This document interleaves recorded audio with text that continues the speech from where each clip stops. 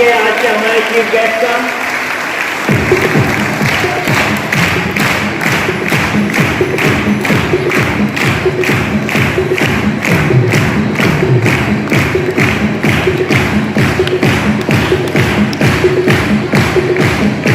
हमारे विद्यालय के प्रांगण में हमारे चीफ गेस्ट और जितने भी लोग हैं उनके साथ सभी आ चुके हैं।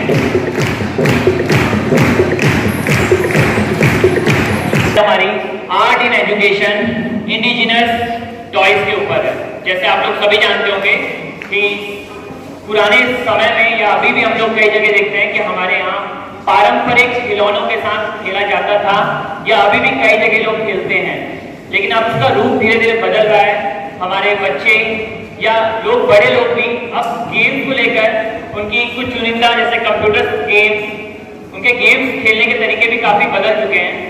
जो पुराने जो हमारे पारंपरिक टॉयज थे वो हम लोग धीरे धीरे भूलते चले जा रहे हैं, और यही हमारी हेरिटेज, हमारी कल्चर का एक हिस्सा था जिसे हम आगे बढ़ाने के लिए भरसक प्रयास करने के जो कि आज की वर्कशॉप है, इसका मेन एजेंडा यही है कि हम कैसे अपने पारंपरिक खिलौनों के साथ जुड़े। तो कार्यक्रम की शुरुआत करते हुए मैं अनुरोध करना चाहूँगा सभी चीफ गेस्ट, आचार्य महोदय और सभी शिक्षकों से कि हम कार्यक्रम की शुरुआत माँ सरस्वती की वंदना करते हुए, दीप प्रज्वलित करते हुए कार्यक्रम की शुरुआत करें।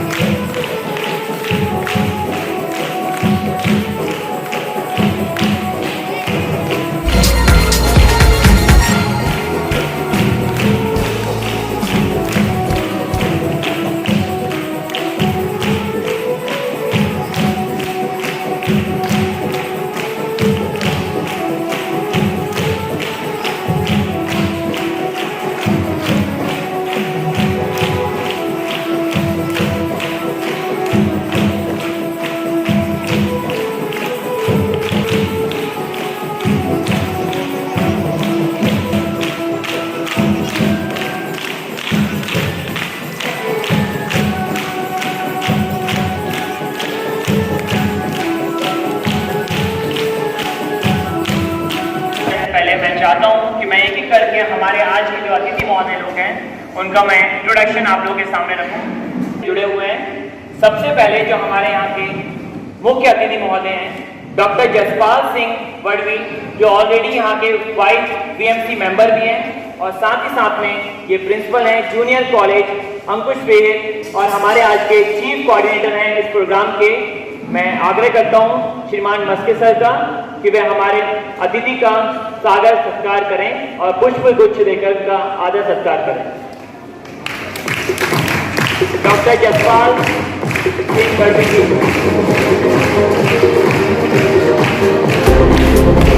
जोरदार तालियों से स्वागत करते हैं हमारे आज के chief coordinator of this programme.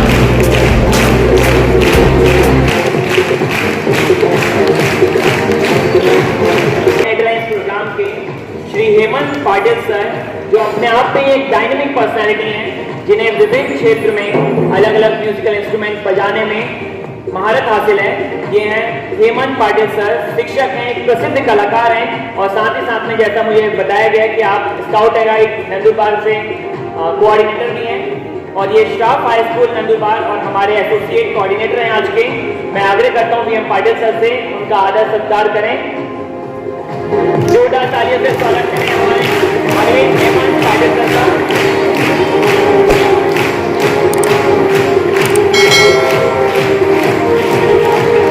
Sir अपने आप में एक बहुत प्रतिभाशाली व्यक्ति हैं, डायनेमिक पर्सनैलिटी है सर की अपने क्षेत्र में। अगले दौर पे मैं बताना चाहता हूँ अनिल नवले सर हैं, आर्ट टीचर, कलाकार, जूनियर कॉलेज अंकुश फेर और हमारे आज के एसोसिएट कोऑर्डिनेटर हैं। और मैं देवरे सर से अनुरोध करता हूं कि हमारे अतिथि का सत्कार करें।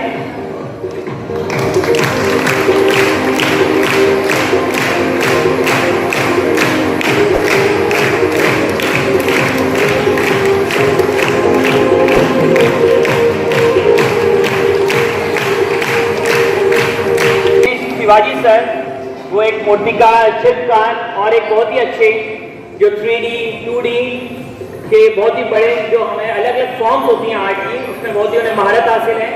ये हैं श्रॉफ हाई स्कूल नंदुरबार से, हमारे वहाँ से आए हुए हैं। मैं आपसे पाचोर सर से निवेदन करता हूँ कि हमारे शिवाजी सर जो है उनका स्वागत सत्कार करें और जोरदार तालियों से स्वागत कीजिए हमारे तीनों चीफ गेस्ट का।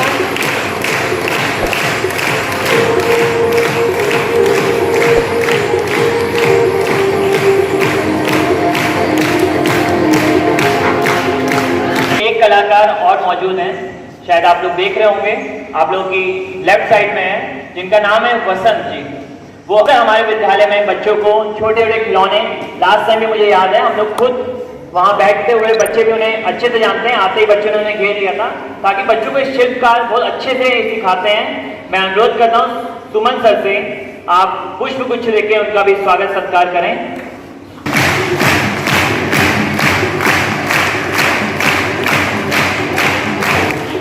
किस तरह हम अपने पारंपरिक खिलौनों को भूलते चले आ रहे हैं। आप लोगों को भी याद होगा, कुछ ना कुछ आप लोग बचपन में किसी ना किसी खिलौने से खेला करते होंगे और जरूर कोई ना कोई आपकी ऐसी फेवरेट होगा। वॉइस का करें, ठीक है। और कार्यक्रम को आगे बढ़ाते हुए, सबसे अतिथि देवो भव की संस्कृति को आगे बढ़ाते हुए, मैं सर से अनुरोध करता हूं कि हमारे कार्यक्रम में एक स्वागत गीत, हमारे चीफ गेस्ट जितने भी गेस्ट आए उनके लिए एक स्वागत गीत गाया जाए।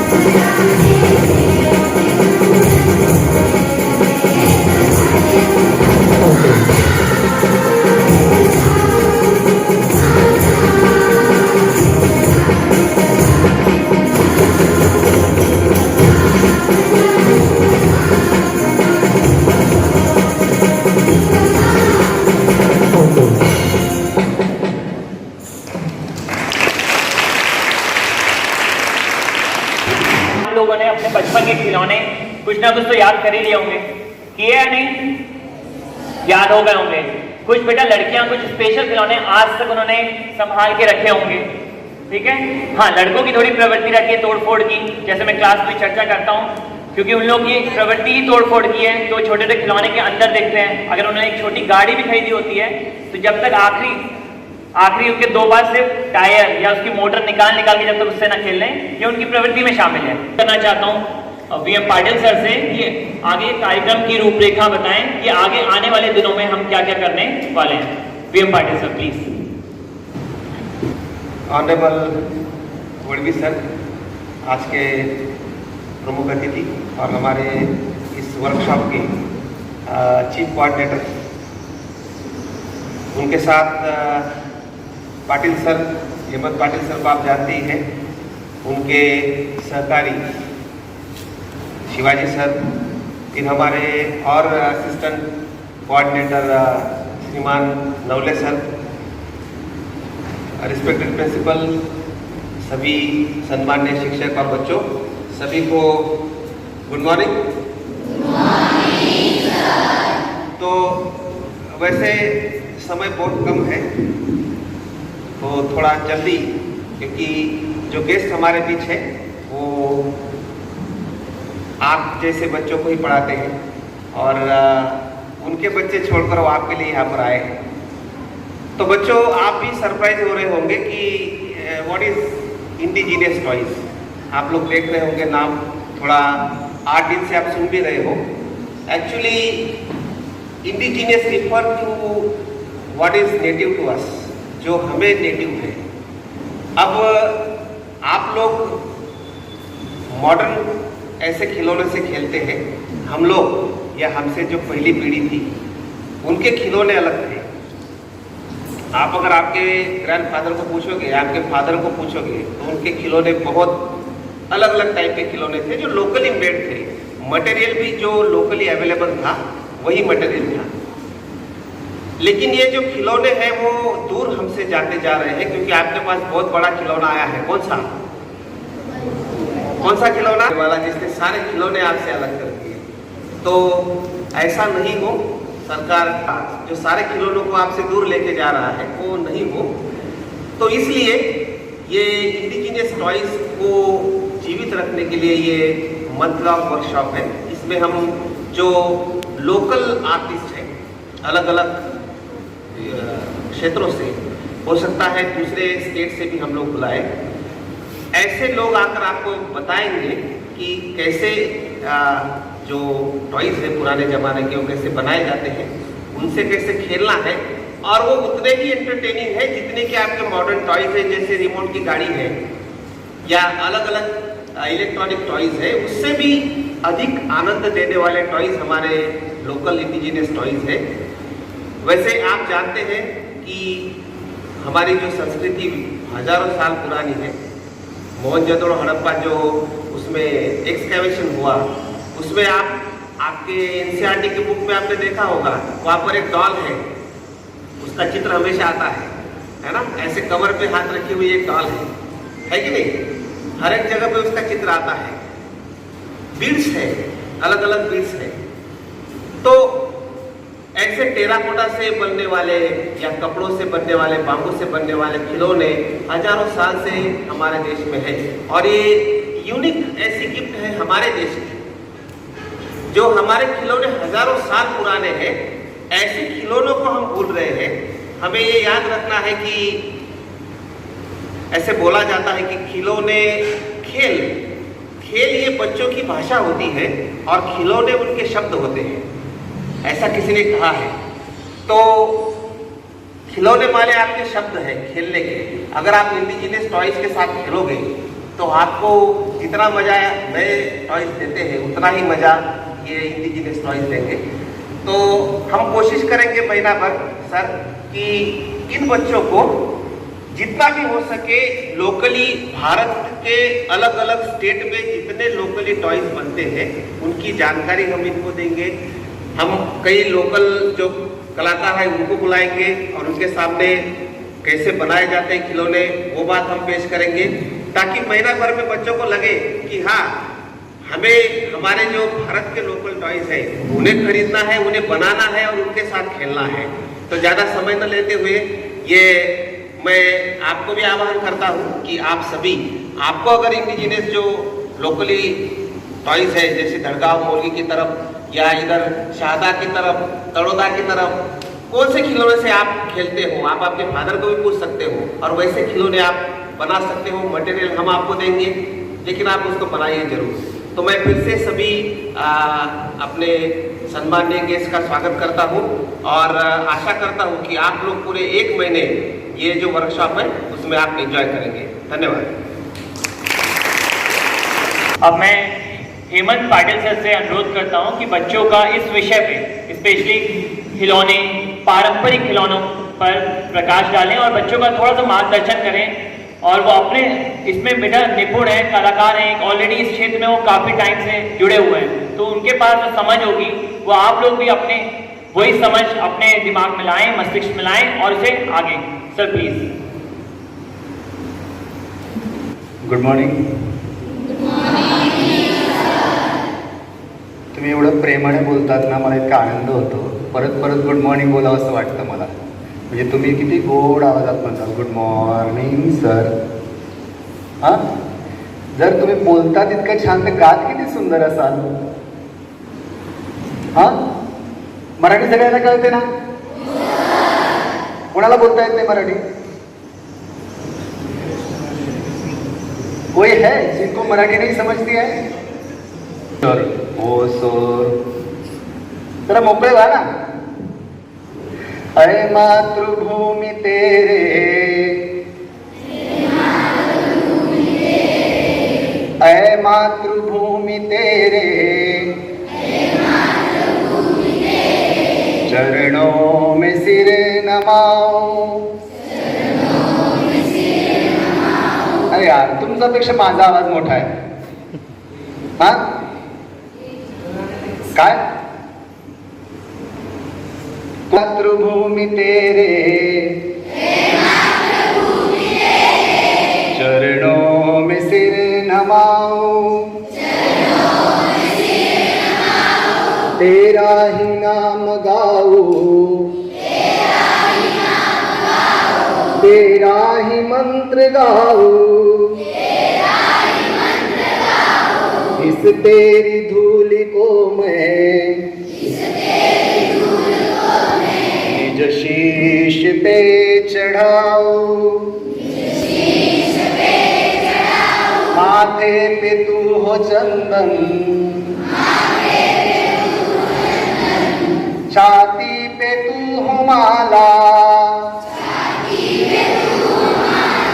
जिह्वा पे गीत तू हो, मैं तेरा नाम गाऊं. ऐ मातृभूमि तेरे, चरणों में सिर नमाओ. आमच्याकडे जून महिन्यात शाळा उघडतात आणि शाळा उघडली आणि मी शाळेत गेलो आणि मला सवय आहे की हे तू काय केलं सुट्टीत, हे तू काय केलं सुट्टीत, सुट्टीत काय केलं असं सगळ्यांना विचारतो. एका मुलाला विचारलं, कारण तू सुट्टीत काय केलं? सर मी 2.5 महिने इंटरनॅशनल खेळाची प्रॅक्टिस करत होतो. लक्षात घ्या काय म्हणाला तो? 2.5 महीने मी एका आंतरराष्ट्रीय खेळाची, गेम्स की मैं प्रैक्टिस कर रहा था. अरे बात बड़ी बात है ये तो. फिर मेरे दिमाग में आया कि कुठला खेळ रे बेटा? Sir international game. म्हटलं कुठला? Candy crash. इंटरनॅशनल खेळ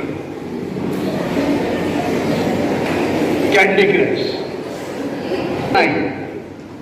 मुळामध्ये आता तुम्ही तर इकडे तर तुमचे आई वडील नाही, पण जेव्हा तुम्ही घरी जातात तेव्हा सुद्धा तुमचे आई वडील इतकी काळजी घेतात की तुमच्यापैकी निम्मेपेक्षा जास्त मुली आणि निम्मेपेक्षा जास्त मुलांच्या पायाला माती सुद्धा लागू देत नाही आई वडील. ए बाहेर नको जाऊ, ए चप्पल घाल, ए चप्पल घाल. झाडावर चढले का रे कोणी? नवोदय सोडून द्या घरी. बघा किती कमी मुलं आहे. हात खाली घ्या.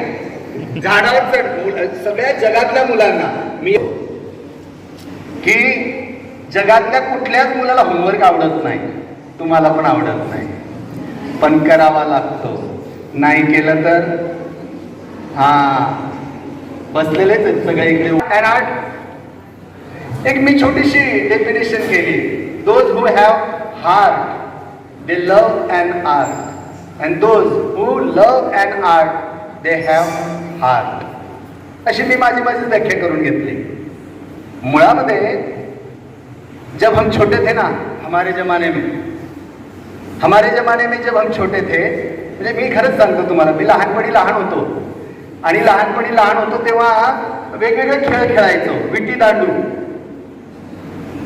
लोखंडाची आणखीन एक रिंग असायची, त्याला घेऊन लांब जायचो, खेळणी खेळायचो. माचीसची आगपेटी असते ना, त्या आगपेटीपासून ट्रॅक्टर बनवायचो. आणखीन इलेक्ट्रिकचा हा जो तार असतो त्या तारपासून गाडी बनवायची. पोळा आला, बैलांचा सण, की आम्ही माती घेऊन बैल बनवायचो. पण आता तुमच्या हाताला माती लागते का? खरं खरं सांगा. लागू देतात का तुमचे आई वडील? नाही लागू देत, लागूच देत नाही. मातीशी नातं नाही तर बाकीच्या गोष्टी काय होणार आहे? तेव्हा एक सुंदर असा उपक्रम नवोदय राबवत आहे आणि याचा खरंच मनस्वी आनंद झाला.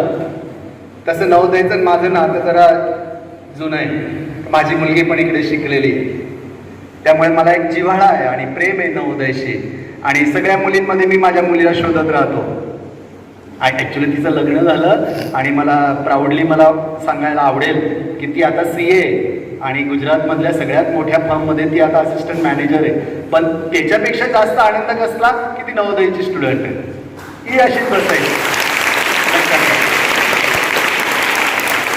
आता हे गप्पा मारताना सांगत होते आमचे नवले सर की नवोदयमध्ये आमच्याकडे 2 डॉक्टर झाले, 2. मी म्हटलं थांबा, ती तिकडे 2 बोलेल आणि तुम्हाला ऐकवेल की नवोदयची माझी मुलगी ही CA झाली आणि ती आज गुजरातमधल्या सगळ्यात मोठं फर्म आहे KCM, त्याच्यात असिस्टंट मॅनेजर आहे. आणि मला त्या मुलीला, माझ्या मुलीला तुमच्यामध्ये शोधत राहतो. तेव्हा प्रेम आहे, जिव्हाळा आहे आणि इतका सुंदर कलेचा कार्यक्रम नवोदयने ठेवलाय. खूप आनंद झाला जसा सरांचा फोन आला. एक ऋणानुबंध असतात आणि ते जोडले जातात. तर आपण महिनाभर वेगवेगळे कार्यक्रम या ठिकाणी करणार आहोत. वेगवेगळे खेळणी बघा ना तुम्ही, सॉक्स फाटलं की आपण त्याची खेळणी बनवायचो. सॉक्स फाटलं की आता तुम्ही बॉल बनवतात, हे ना, बॉल बनवतात ना. इकडे शिवाजी सर बसलेले आहेत, नावच शिवाजी त्या माणसाचं. सगळ्या गोष्टींमध्ये प्रवीण आहे. सुंदर मूर्ती बनवतात, सुंदर क्लेचं काम करतात, सुंदर वॉल पेंटिंग असो किंवा खेळणी बनवणं असो, सगळं करतात ते छान. ते तुम्हाला शिकवतील, तुमच्याकडून बनवून घेतील. या सगळ्या गोष्टी आपल्याला करायच्या या महिनाभर. मला खरंच आनंद झाला की नवोदयने असा सुंदर उपक्रम हाती घेतला. कारण आताच मगाशी सरांनी म्हटलं की सगळ्यात सुंदर खेळणं तुम्हाला मिळालेलं आहे मोबाईल. वेडे झाले लोक, कम्प्लीट येडे झाले. पण मला सांगा रे पटकन, तुमच्या घरी पण फोन असेल ना? कुठला फोन आहे? हे तुझ्या घरी कुठला फोन आहे रे? कंपनीचं नाव सांग. हा, ओप्पो. तुझ्या घरी का? ओप्पो. तुझ्या घरी? माझ्या घरी पण सगळे फोन आहेत आणि आयफोन सुद्धा आहे. हा, म्हणजे मी माझ्या आईला आय म्हणतो, आईचा फोन म्हणजे आयफोन. हा हा, मग आईला आय म्हणतो ना, आईचा फोन म्हणजे आयफोन. आता मला सांगा, या फोनवरून तुम्हाला अमेरिकेमध्ये राहणाऱ्या तुमच्या रिलेटिव्हशी बोलायचं आहे तर किती वेळ लागेल? कनेक्ट व्हायला किती वेळ लागेल? काही सेकंड. बरं, मुंबईला बोलायचं आहे तर किती वेळ लागेल? काही सेकंड. तुमच्या घरी बोलायचं तर किती वेळ लागेल इथून? काही सेकंड. पण ज्याने तुम्हाला मला सगळ्यांना या सृष्टीला बनवलं त्याच्याशी बोलायचं असेल तर कोणता फोन वापरणार? एक पण नाही. आहे एखादा असा फोन की ज्या सृष्टी निर्मात्याने ही सगळी सृष्टी बनवली, तुम्हाला मला सगळ्यांना आपल्याला बनवलं, त्याला त्याच्याशी बोलायचंय? आहे का? आहे, पण तुम्ही ते रिअलाइज नाही करून घेतलं, फील नाही करून घेतलं. आणि ते आहे कला, आर्ट, संगीत, चित्र, शिल्प, नृत्य, नाट्य, गायन, वादन. या सगळ्या गोष्टी आहेत की ज्याच्या थ्रू आपण डायरेक्ट कनेक्ट होतो, त्याच्याशी डायरेक्ट कनेक्ट होतो. आणि त्याच्याशी कनेक्ट होत असताना आपल्या जुन्या या सगळ्या खेळण्यांच्या त्याच्या उपयोगी गोट्या खेळले का? गोट्या सांगा पटकन. गोट्या खेळताना कोणता तुमच्यामध्ये एक गुण येतो, डेव्हलप होतं तुमचं माइंड? त्याला तुमच्या इंग्रजी भाषेत काय म्हणणार? हा, नेम, गेम, एम. हा, AIMM. नाही, गोट्या खेळताना सगळ्यात तुमचा जो एक पार्ट डेव्हलप होतो तो म्हणजे कॉन्सन्ट्रेशन पॉवर. लक्षात घ्या, जे गोट्या खेळले त्यांना माहिती असेल की एक छोटासा होल आहे आणि त्या होल बस, आणि त्या होलच्या आजूबाजूला 5-7 गोट्या आहेत. एवढ्याशा गोटीला मला एवढं लांबून बस फक्त मला तेच दिसतंय, बाकीचं दिसतं का? नाही. कॉन्सन्ट्रेशन पॉवर वाढते. पण आजकाल आम्ही तर याच्यावरच सगळं खेळून घेतो. जी पॉवर आहे ती पण संपून जाते. आणि म्हणून बेटा, आपण या महिन्यामध्ये खूप सारे गेम्स खूप सारी खेळली. आर्ट याच्यामधल्या सगळ्या गोष्टी आपण करणार आहोत. आम्हाला खूप मोठं स्थान या नवोदयने दिलं, अक्कलकुवा नवोदयने. त्याच्याबद्दल मी त्यांचं ऋण व्यक्त करतो. आभार नाही मानत, कारण आभार मानलं का माणूस विसरून जातो. ऋण व्यक्त करतो, कारण ऋण हे नेहमी कायमसाठी असतं. ऋणानुबंध एकदा जोडले गेले की ते तोडता येत नाही. जसं व्रत असतं, एकदा व्रत घेतलं की ते सोडता येत नाही, तसं हे ऋणानुबंध आणखीन जबाबदारी आणि विश्वास आमच्यावर दाखवला, त्याबद्दल नवोदय अक्कलकुव्याचं खूप खूप ऋण या ठिकाणी व्यक्त करतो. आणि जेव्हा जेव्हा ते आम्हाला आवाज देतील आम्ही अगदी धावत येऊ. जरी 1.5 तास लागतो तरी आम्ही धावत येऊ आणि तुमच्यासमोर आम्हाला जे काही तोडकं मोडकं येतं ते आम्ही सादर करू. पुन्हा एकदा ऋण व्यक्त करतो आणि थांबतो. धन्यवाद. धन्यवाद सर. अब मैं इसी कार्यक्रम को आगे बढ़ाते हुए इसी कड़ी में अब मैं आज के जो हमारे वर्कशॉप के कोऑर्डिनेटर हैं डॉक्टर जसपाल सिंह वडवी जी, उन्हें बुलाना चाहता हूं ताकि वो बच्चों का मार्गदर्शन करें इस विषय में. Sir please.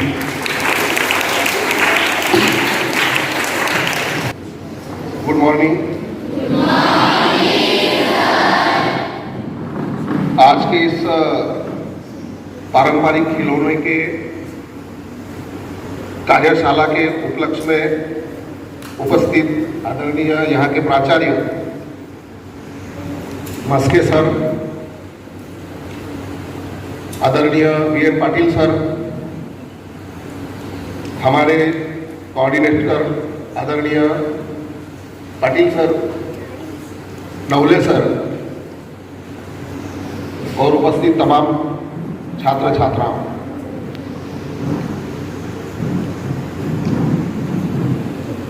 बचपन में खिलौने बहुत महत्वपूर्ण होते हैं, क्योंकि हमने देखा कि खिलौना खेलते खेलते हम कैसे बड़े होते हैं, और केवल बड़े नहीं होते बल्कि उन खिलौनों से कुछ हम सीख लेते हैं, सीखते चले जाते हैं. उससे हमारे भीतर मानवता जागृत होती है, भावनाएं उत्पन्न होती है, संवेदनाएं पैदा होती है, जिससे हम हमारी जीवन शैली को और सफल कर सकें. तो इन्हीं कारणों की वजह से खिलौना जो है वह हमारे जीवन के लिए एक महत्वपूर्ण चीज है. बहुत प्राचीन जमाने में भी, प्राचीन समय से लेकर आज तक खिलौनों को महत्व दिया गया है. लेकिन आज भविष्य में क्या हुआ कि उन खिलौनों ने, जैसे सर ने कहा, उन खिलौनों की जगह आज मोबाइल ने ले ली जो आपके पास है. मोबाइल में बहुत कुछ अच्छी बातें भी हैं, लेकिन ज्यादातर बहुत सारी जो बातें ऐसी है वह बुरी भी है. इसलिए हम हमारे पारंपरिक खेलों से हटकर, खिलौनों से हटकर के इस रोबोट वाले खेल में हम जा पहुंचे. जब हम बचपन में थे तो बहुत सारे खेल जो हुआ करते थे वह पारंपरिक होते थे, वह खेल हम खेलते थे. साथ ही खिलौने बनाते थे, मिट्टी के खिलौने बनाते थे, मिट्टी का गुड्डा गुड्डी बनाते थे, मिट्टी के राजा रानी के पुतले बनाया करते थे, और उनको देख देख करके हम हमारे आगे का भविष्य तय करते थे. मुझे याद है बचपन में मैं 8-10 साल का था, तब तक हमने मिट्टी के बर्तनों में ही खाना खाया. मिट्टी के रोटी बनाने के बर्तन मिट्टी के हुआ करते थे, थालियां मिट्टी की हुआ करती थी, और हमारे दादा परदादाओं ने भी मिट्टी के ही बर्तनों में खाना खाया. 8-10 साल का होने के बाद जब मैं आपके उम्र का हुआ तो पता चला कि धातुओं की बनी हुई थालियां, ग्लास, चम्मच वगैरह ये अब आ गए, और मिट्टी के पारंपरिक बर्तन हम भूल गए, या यूं कहिए कि वे तमाम बर्तन जो है वह अब लुप्त होते गए. परंपराओं से हमें क्या सीख मिलती थी? हमें एक जीवन जीने की कला उनमें दिखाई देती थी। तो इसलिए बच्चों, ये जो आज जो कार्यशाला लगी हुई है, इसमें आपको नए नए खिलौने बनाने का और उन खिलौनों का महत्व क्या है, ये जानने की बात, ये जानने की कला आपको सिखाई जाएगी। तो मेरा कहने का तात्पर्य यह है कि जैसे ही आप लोग मिट्टी के खिलौने बनाना भूल ही गए हो, आजकल क्या होता है कि कुछ त्योहार आते हैं, हमारे संस्कृति में जो त्योहार है, उन त्योहारों में जो केवल भगवानों की या देवी देवियों की मूर्तियां, देव देवियों की मूर्तियां बनती है, केवल मिट्टी की बनाई जाती है, चाहे गणपति उत्सव हो, नवरात्रि उत्सव हो, तो हमें यही पता है केवल उन्हीं देवों की मूर्तियां बनती है। तो ऐसा नहीं है। पुराने जमाने में तरह तरह के खिलौने बनाए जाते थे, जहां बैलगाड़ी होती थी मिट्टी की, अनेक प्रकार के खिलौने मिट्टी के हुआ करते थे, और उन खिलौनों से हमें प्रेरणा मिला करती थी, हम कुछ सीख लेते थे, हमें जीवन जीने की कला उनमें दिखाई देती थी। और साथ ही साथ केवल जीवन जीने की कला ही नहीं, बल्कि स्वयं की बुद्धि का विकास भी उन खिलौनों को बनाते बनाते हुआ करता था। तो इसलिए आज जो हम जिन खिलौनों को भूल गए, जो पारंपरिक थे, इतिहास में उनका महत्व था, और उन्हीं खिलौनों चित्रों को देख करके हमें इतिहास भी पता चला। जैसे आपके पीछे दीवार पर जो चित्र बनाए हुए हैं, तो उसी प्रकार के चित्र पुरानी गुफाओं में, पुराने महलों में, राजवाड़ों में पाए जाते थे, और उनसे हमें कि हमारा इतिहास क्या रहा होगा, ये सीखने को मिला, ये देखने को मिला, पढ़ने को मिला। तो इससे हमारा ज्ञान बढ़ा और हम विज्ञान की तरफ गए। विज्ञान से भी हमें सब कुछ, बहुत कुछ मिला, लेकिन हमें यह भी भूलना नहीं है कि हमारी जो पारंपरिक चीजें हैं, हमारी जो पारंपरिक खेलने की चीजें हैं, खिलौने हैं या खेल है, तो उनको लेकर भी हमें साथ में चलना है, ताकि हमारे भीतर, हमारे मन मस्तिष्क में एक मानवता की संवेदना जागृत रहे और हमेशा के लिए रहे। हम केवल इन मशीनों में बैठ करके, मोबाइल में पबजी वगैरह, सर ने कहा कि अनेक तरह के खेल होते हैं, वह खेलते खेलते हमारी जो बुद्धि है वह भी भ्रष्ट होती चले जा रही है। तो इसलिए मेरा आपसे अनुरोध है और निवेदन भी है कि यह जो कार्यशाला के माध्यम से आप जो भी कुछ आगे सीखेंगे, उससे आप एक अच्छा ज्ञान प्राप्त करेंगे, और ज्ञान प्राप्त करके केवल कला के क्षेत्र में ही आगे नहीं बढ़ेंगे, बल्कि हम जो जीवन जीने वाले हैं भविष्य में, आने वाले दिनों में, क्योंकि आप सभी में, मुझे पता है, आप सब कलेक्टर बनोगे, आप में से कोई टीचर बनेगा, इंजीनियर बनेंगे, वकील बनेंगे, बहुत सारे बनेंगे, लेकिन इंसान बनने के लिए आपको खिलौनों से जुड़ना पड़ेगा। आपके बच्चे जब होंगे तो उनको पता नहीं चलेगा कि कभी उस जमाने में मिट्टी के खिलौने हुआ करते थे, और जिनसे हमें कुछ प्रेरणाएं मिलती थी, जिनसे हमें कुछ सीख मिलती थी, तो वो बातें भूल रहे हैं, वो भूल जाएंगे। तो इसीलिए आपको ऐसी ही कार्यशालाओं के माध्यम से या इन्हीं कार्यक्रमों के माध्यम से बहुत कुछ ज्ञान इन खिलौनों के माध्यम से मिलेगा। जो भी आप खिलौने बनाएंगे, उन खिलौनों के उनके पीछे कुछ एक रहस्य होगा, एक इतिहास होगा, एक प्रेरणादायी बातें होंगी, जिनसे आपको बहुत अच्छी सीख मिलेगी।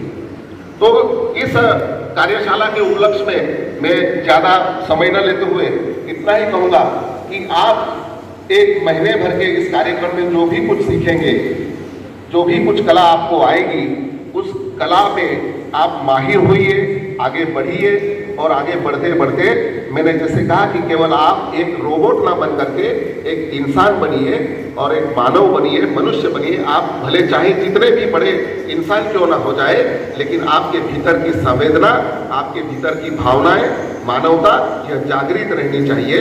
और ये जो कार्यशाला है होने वाली, इस कार्यशाला के लिए मैं आप तमाम बच्चों को बहुत बहुत शुभकामनाएं देता हूँ। और मुझे यहाँ आदरणीय मस्के सर ने आमंत्रित किया और यहाँ 2 शब्द बोलने का मौका भी मिला। इस वजह से मैं आप सभी विद्यालय के छात्र छात्राओं, टीचर गणों और आदरणीय प्रिंसिपल सर का भी बहुत बहुत ऋणी रहूंगा और आभार प्रकट करता हूं। धन्यवाद। बहुत बहुत धन्यवाद सर। तो इसी कड़ी को आगे बढ़ाते हुए मैं विद्यालय के प्राचार्य महोदय मस्के सर से रिक्वेस्ट करता हूं कि वो मंच में आए और बच्चों का मार्गदर्शन करें। सबकी